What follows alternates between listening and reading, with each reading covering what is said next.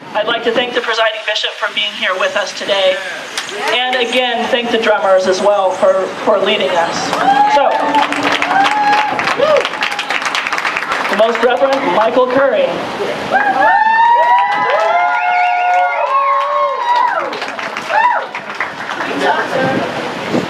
I first of all want to thank God that, as my grandma used to say, quoting the Bible, God will never be without a witness. And there may be one or two, 1,000 or more, but God will always have a witness. And so I want to thank you for being witnesses. I want to thank you for witnessing to the way of love, witnessing to the way of compassion, witnessing to the way of justice, witnessing to the way of God, to the way that Jesus of Nazareth has taught us. I was, as I said earlier, I was with Dr. William Barber a couple of weeks ago and on television with him early this morning. I don't know where he was and he didn't know where I was, but we were on MSNBC together. But he and I go way back to when I was Bishop of North Carolina, and he was beginning a small movement called Moral Monday. And it was a small movement that was attempting to right some wrongs that our state legislature had done in North Carolina.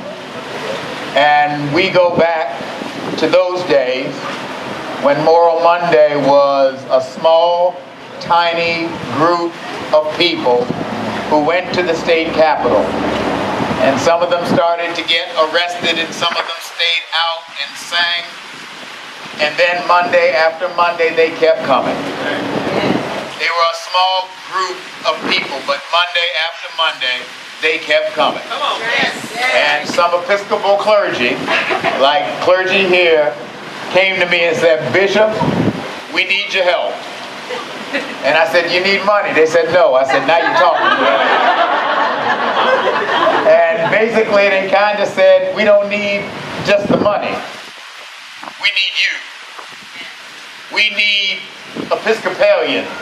And we need Methodists and Presbyterians, and we need Christians of all stripes and types. We need Jewish folk, and we need Muslim folk, and Buddhist folk, and Hindu folk, and atheist folk, and agnostic folk, folk of goodwill. We need some people." We came on board with Dr. William Barber. He was doctor then, he's bishop now. But when he was just Dr. Barber, and we came with him when Moral Monday was a small movement. And Monday kept coming again, and it got bigger. And Monday kept coming again, and it got bigger. And Monday kept coming again, and it got bigger. And eventually, people of faith and goodwill came on board. Eventually, the labor unions came on board. Eventually, ecumenical and interfaith groups came on board. Eventually, the corporate community came on board. Eventually, the nation came on board. And Moral Monday changed North Carolina.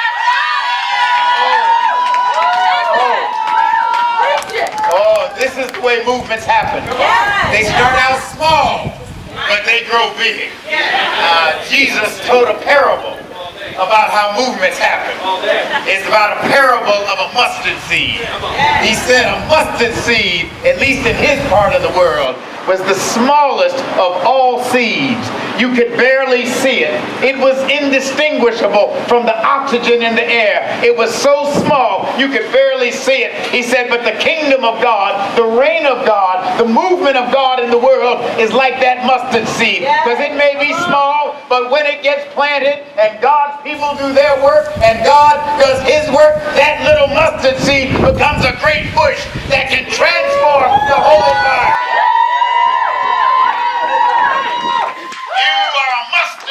Movement. And the Poor People's Campaign is joining with you.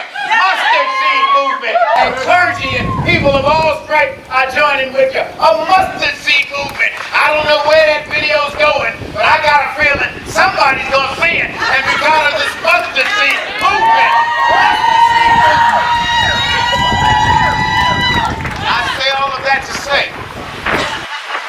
Don't give up now. We have just begun. There's a movement here for dignity for homeless folk. But it's part of a bigger movement. It is part of a movement of people around our country to make poverty history. To make poverty history. Part of a movement of people to restore dignity and honor to our country again. To be a land where freedom and justice and equality applies to all.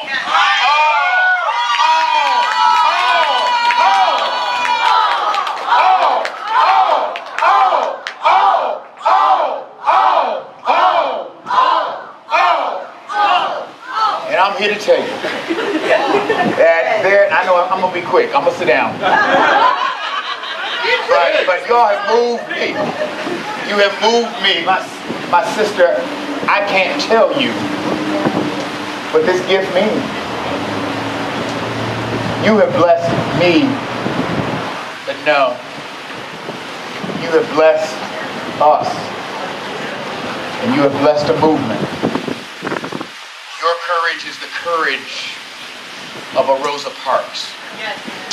You sat down on a bus and helped folk to stand up for righteousness. That's who you are. You are Rosa. May your gift and blessing inspire a new movement to change this country, to change this community, to change this world. I honor you, my sister.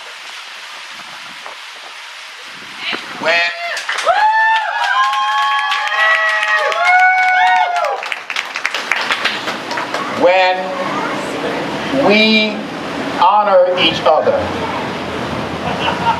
as children of God,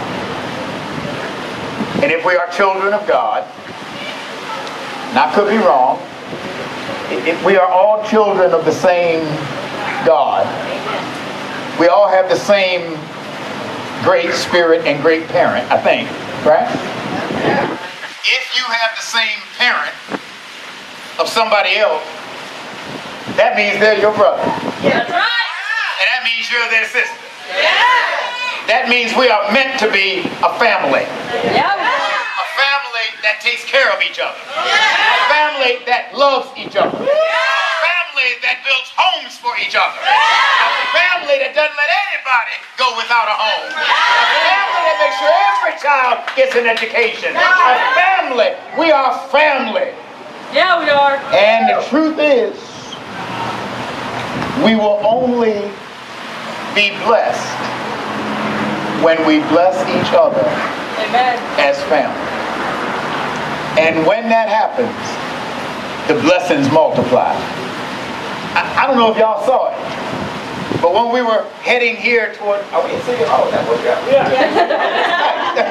When we were marching to City Hall, 3-4 women came out of the bakery over there. Yeah. Y'all need to go buy some of their baked goods.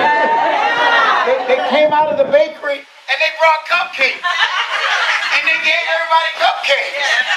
And I realized that what you did called them out and allowed them to give their gifts. That's what movements do, to call out the gifts and the goodness that is here. Don't be persuaded by the negative voices.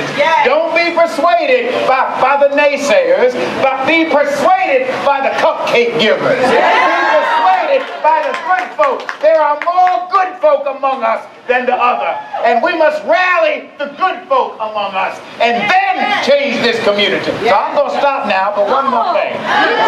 One more thing. Yeah, one more thing.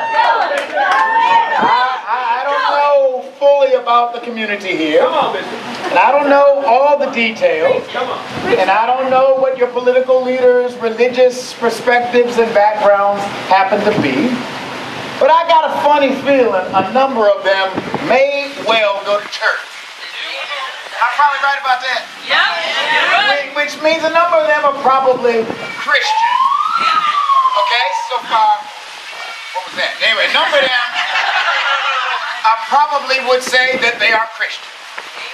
And if that is the case, you may inquire of them, say, well, what is your religious background? And let them tell you. But I think Sadly, you're going to find a number of them, religious leaders and business leaders, are Christians.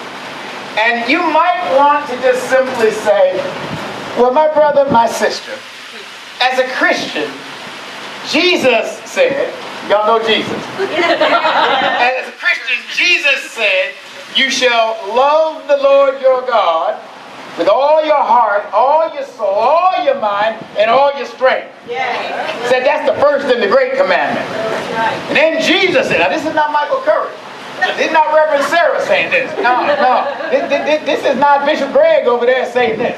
No, Jesus said, this is the first and great commandment, to love God. But the second is just like it.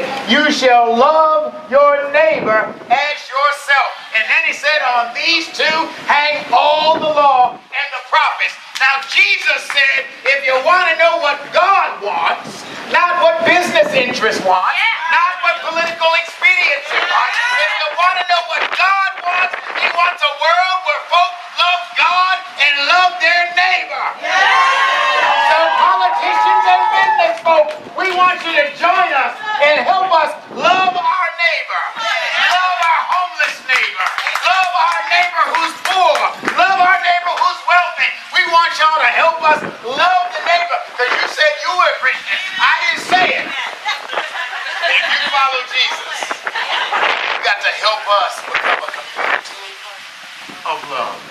Yes. Call them to the angels of their better nature. Amen. But above all, give the people in this town and community a chance to be good, a chance to be kind, a chance to be just, to do justice, to love mercy, and to walk humbly with God, as the prophet said. So I'm here with you now.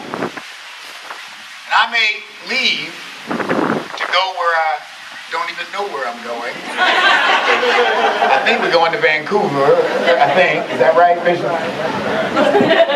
Canada or here? Here, okay.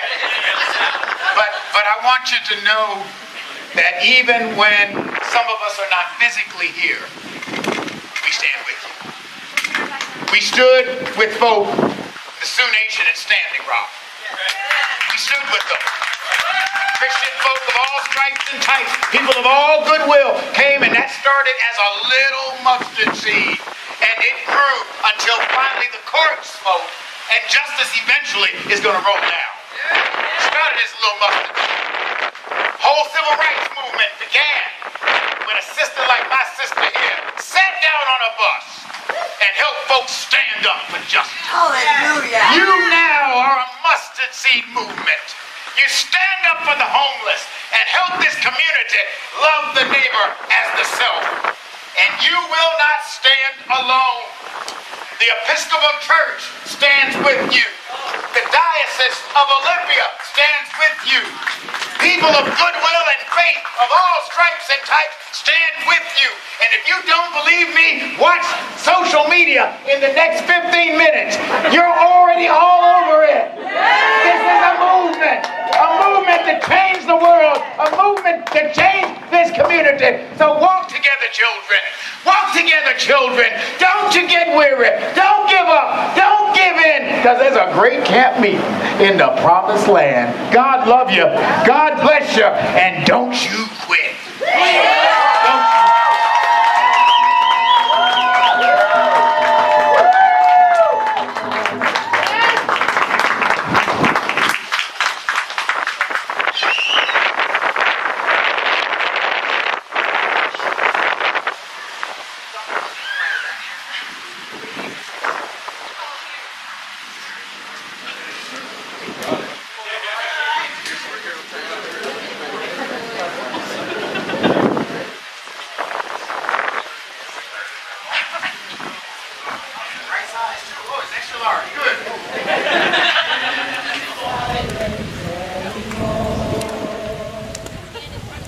And we won't be silent.